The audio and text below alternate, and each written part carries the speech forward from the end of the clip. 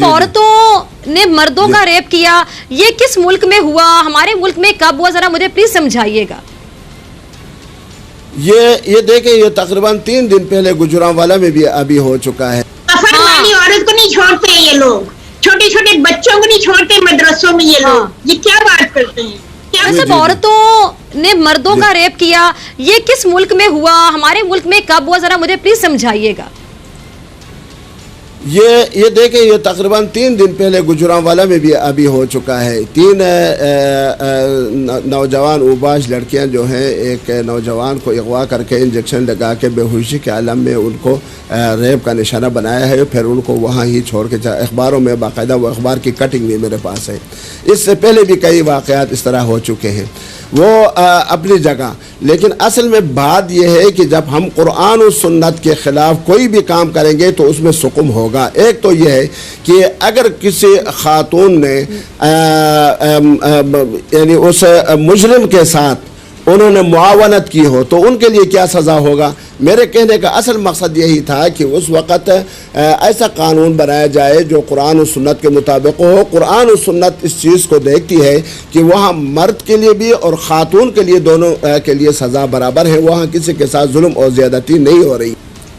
بھئی آپ میرے ایک سوال کا جواب دیں، بلکہ آپ کے توجہ سے پلیز مولانا صاحب سے کہیں مجھے بولنے دیں۔ مجھے یہ بتائیں کہ قبر میں میری بات سنیں، مولانا صاحب سے بہت بولا انہوں نے مجھے بولنے۔ جی پلیز عورت ہے، اب آپ دونوں سن لیں کہ قبر میں جو کفن میں لگتی ہوئی عورت ہے اسے نکال کے جو یہ مرد حضرات ریپ کرتے ہیں، وہ کفن کو دیکھ کے ان کو بڑی اچھی بات کی آپ نے، بالکل۔ کفن والی عورت کو نہیں چھوڑتے یہ لوگ، چھوٹے چھوٹے بچوں کو نہیں چھوڑتے مدرسوں میں یہ لوگ، یہ کیا بات کرتے ہیں، کیا بات کرتے ہیں؟ اب اس بچی نے کیا فحاشی پھیلائی ہوگی جس بچی کا ریپ ہو جائے گا 4-5 سال کی عمر میں؟ ارے 5 مہینے کے بچے کو نہیں چھوڑتے، 2.5 مہینے کے بچے کو نہیں چھوڑتے، قبر میں پڑی ہوئی مردہ عورت کو نہیں چھوڑتے، کیا بات کرتے ہیں یہ؟ جواب دیں نا اس کا، آپ جواب دیں۔ جی مولانا صاحب اب یہی سوال آپ سے میں پوچھوں گی کہ اکثر یہ جواز پیش کیا جاتا ہے کہ یہ جو واقعہ ہوا تو عورت کا لباس ایسے ہے، یہ عورتیں فحاشی پھیلا رہی ہیں جن کو دیکھ کر اس طرح ہو رہا ہے، تو جو بچیاں چھوٹی چھوٹی معصوم بچیاں اور جن پہ صرف پیار آ سکتا ہے، آپ کو بچوں والا پیار، آپ ان کے ساتھ بھی ریپ کے جو واقعات پیش آتے ہیں، ان بچیوں نے کون سی ایسی ڈریسنگ کی ہوتی ہے، کیا فحاشی پھیلاتی ہے، یہ کیا ایک موقف دیا جاتا ہے، بڑی تکلیف ہوتی ہے سن کے۔ میری بات سنیں ٹھیک ہے، دیکھیں آپ، یہ ساری چیزیں جو ہیں اسلام سے ناشناسائی ہے۔ ہم نے قرآن و سنت کے احکامات کو ہم نے پڑھا نہیں ہے، ہم نے سمجھا نہیں ہے، ہم نے کوشش نہیں کی ہے کہ اللہ کیا دیکھیں، اللہ تبارک و تعالیٰ مردوں کو بھی کہتے ہیں کہ اپنے نظروں کو جھکا کے رکھیں، اور خواتین کو بھی یہی حکم ہے کہ اپنے نظروں کو جھکا کے رکھیں۔ ایک بات، خاتون کو جو مقام اسلام نے دیا ہے وہ مقام کسی بھی مذہب نے ان کو نہیں دیا ہے۔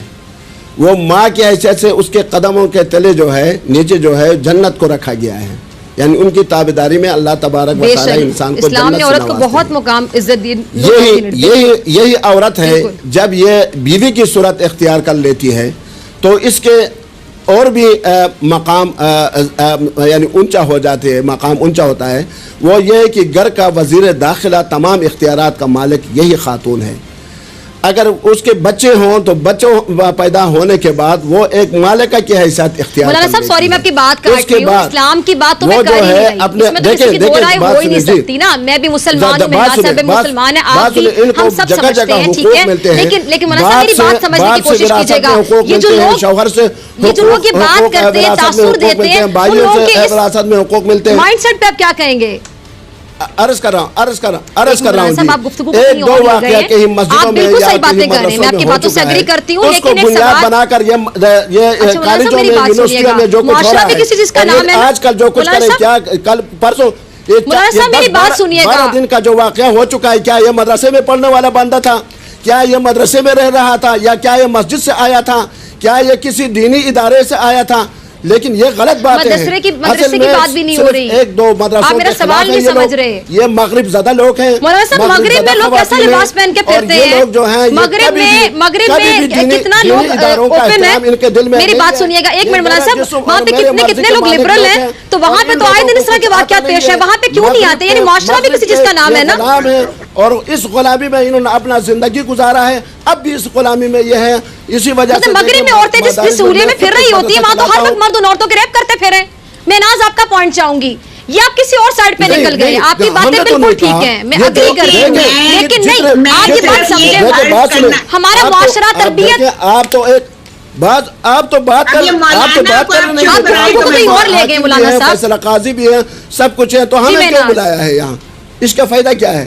دیکھیں میری بہن بات یہ ہے کہ جو لوگ یہ کام کرتے ہیں, میں اس کو مولانا صاحب آپ بالکل صحیح باتیں کہہ رہے ہیں, آپ بہت اچھی بات کر رہے ہیں, لیکن میں وہی پوچھ رہی ہوں کہ ہمارے معاشرے میں پھر مرد عورت کو عزت کیوں نہیں دے رہا؟ چاہے وہ کسی کالج سے وابستہ ہو, چاہے وہ کسی یونیورسٹی سے وابستہ ہو, چاہے وہ کسی چینل سے وابستہ ہو, چاہے وہ جس ادارے سے بھی وابستہ ہو, جو یہ کام کرتا ہے میں اس کو درندہ, اس کو انسانی نہیں سمجھتا, اس میں انسانیت ہے ہی نہیں. جو لوگ یہ کہتے ہیں کہ میرا جسم میرا, ٹھیک ہے مولانا صاحب کا پوائنٹ آ گیا, ناز کافی دیر سے کچھ کہنا چاہ رہی ہیں. یہی لوگ مغرب زدہ, ان کے دین کے ساتھ ان کا کوئی تعلق ہے ہی نہیں. جی مہناز آپ کچھ کہنا چاہ رہی ہیں. جی مہناز صاحبہ. جی میں یہ عرض کرنا چاہتی ہوں کہ دیکھیے ہم سب مسلمان ہیں, ٹھیک ہے, اور اسلام میں خدا اور بندے کے درمیان کوئی مولوی کوئی پادری حائل نہیں ہوتا, ہر بندے کا خدا سے ڈائریکٹ تعلق ہے. ایک تو یہ بات. دوسری یہ بات کہ یہ جب جو بھی لوگ, میں کسی ایک کو نہیں کہہ رہی, جو بھی اسلام کا نام لیتے ہیں وہ ہمارے پیارے نبی کی سنت کو اس طرح سے بھول جاتے ہیں کہ وہ کتنے مہربان تھے, وہ کتنے شفیق تھے, وہ کتنے معاف کرنے والے تھے ہمارے پیارے نبی. تو مطلب جن باتوں کی آپ کو پیروی کرنی چاہیے وہ تو آپ کرتے نہیں ہیں, اور آپ مطلب مذہب کے نام پہ آپ نفرتیں پھیلا رہے ہیں, جبکہ اسلام تو ہے ہی محبت اور امن کا مذہب. اور عورتوں پہ کتنے آپ مہربان تھے, اور عورتیں مسجد نبوی میں جا کے کیسے باقاعدہ ان سے مختلف موضوعات پہ بحث بھی کرتی تھی, اپنے مطالبات بھی رکھتی تھی. انہوں نے تو کبھی عورتوں کے ساتھ سختی کی کوئی بات نہیں کی. مجھے ہسٹری میں کوئی اٹھا کے دیکھ لے, مطلب وہ تو بہت ہی مہربان تھے. یہ آج کل جو مذہب کے نام پہ سنگ دلی اور نفرتیں پھیلائی جا رہی ہیں, میری تو سمجھ میں نہیں آتی. میں اب اس پہ کیا بولوں؟ اور مذہب دیکھیے کسی ایک کا اجارہ داری نہیں ہے. ہاں جی بالکل, پوچھیے. ٹھیک ہے مہناز آپ کہہ رہی ہیں آپ کی سمجھ میں بات نہیں آ رہی, مولانا صاحب سے سمجھنے کی کوشش کرتے تھے. مولانا صاحب رہنمائی کیجیے گا ذرا. دیکھیں بالکل اس کی یہ باتیں بالکل ٹھیک ہیں. آقائے نامدار حضرت محمد مصطفیٰ صلی اللہ علیہ وسلم رحمت للعالمین صلی اللہ علیہ وسلم, وما ارسلناک الا رحمت للعالمین, تمام عالم کے لیے رحمت تھے, مردوں کے لیے بھی, خواتین کے لیے بھی, بچوں کے لیے بھی, بڑوں کے لیے بھی, چھوٹوں کے لیے بھی, سب کے لیے وہ رحمت بن کے آئے تھے. اس میں کوئی شک نہیں ہے. اور یہ بھی حقیقت ہے کہ اللہ اور بندے کے درمیان کسی کو حائل نہیں ہونا چاہیے, ان کا اللہ کے ساتھ ایک تعلق ہونا چاہیے.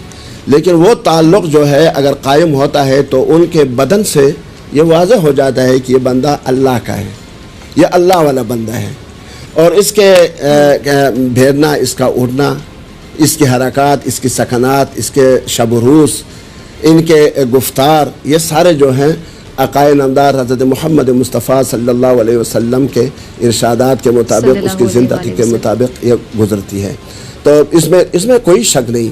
لیکن بات یہ ہے کہ اسلام کو اگر ہم سمجھ لیں, اسلام کو ہم سمجھے نہیں, حقیقت ہے کہ ہم نے نہیں سمجھا. دیکھیں قومی اسمبلی میں جب بحث آئی, میں آپ کو بالکل یقین دلاتا ہوں کہ سب سے زیادہ دل جو دکھا ہے میرا دکھا ہے. اور میں جس جماعت سے تعلق رکھتا ہوں, جماعت اسلامی پاکستان سے, یہ میں آپ کو بتا دوں کہ کراچی سے لے کر پشاور تک سب سے پہلے ہمارے خواتین میدان میں آ گئی. ہم نے ان کو کہا کہ آپ نکلے, اس کا یہ مطالبہ کریں. اسمبلی میں سب سے زیادہ جذباتی تقریر میں نے کی ہے, کیونکہ وہ میری بہن ہے, وہ میری ماں ہے, وہ میری بچی ہے. میں کسی پر احسان نہیں کرتا. میں اپنے بچے کے لیے آواز اٹھا رہا ہوں, میں اپنے ماں کے لیے آواز اٹھا رہا ہوں, میں اپنے بہن کے لیے آواز اٹھا رہا ہوں. میں ایک مسلمان خاتون کے لیے آواز اٹھا رہا ہوں، میں ایک پاکستانی کے لیے